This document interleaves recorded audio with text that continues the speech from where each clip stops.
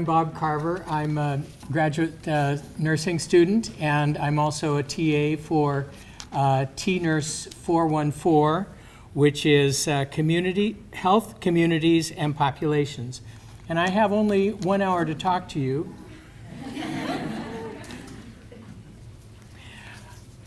I'm going to give you an overview of Pierce County, pregnant homeless women as the subpopulation, the issue of insufficient housing.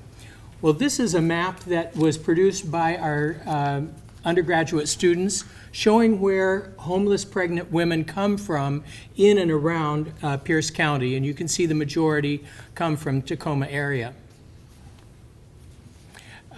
This doesn't look much like a nursery, does it?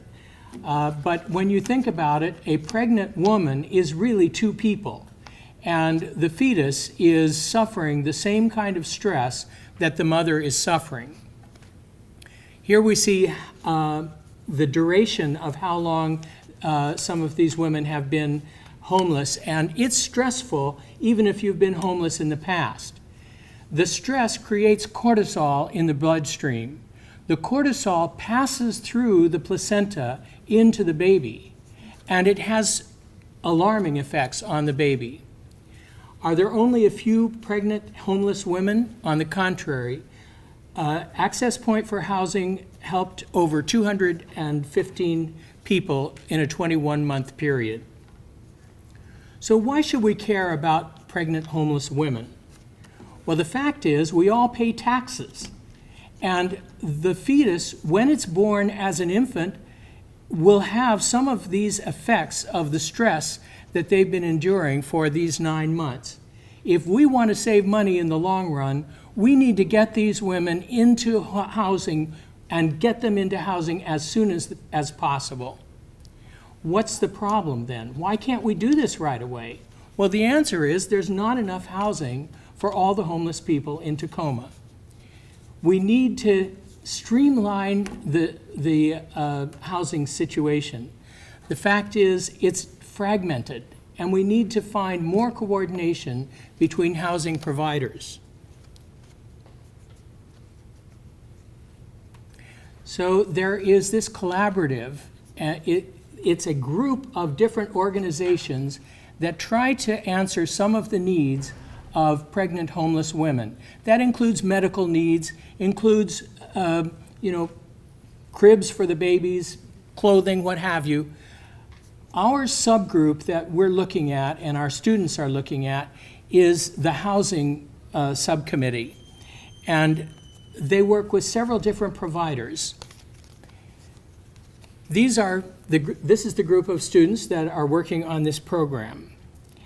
One of the goals of the of the BSN program is to describe the effects of health policy, economic, legal, political, and sociocultural factors on the delivery of and advocacy for equitable health care.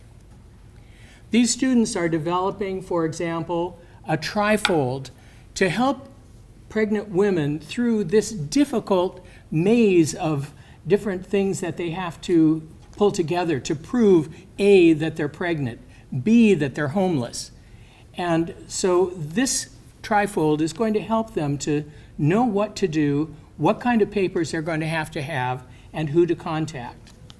They're also providing a annotated bibliography, which will help, for example, grant writers to make the case for getting more funding into housing for pregnant homeless women to save us all money in the long run. Students who are working on this are also developing a list of best practices by other agencies who are doing housing and governmental agencies. This is another graphic that they have put together showing what the various agencies are capable of providing so that caseworkers can match up the appropriate provider with the needs of the individual as she comes through the doors. I'm interested in networking. I hope you'll contact me if you're interested in anything that I've talked about. The easiest way to contact me is with my email, which is very, very easy. It's simply a5@uw.edu. Thank you so much for coming today, and thank you for your time.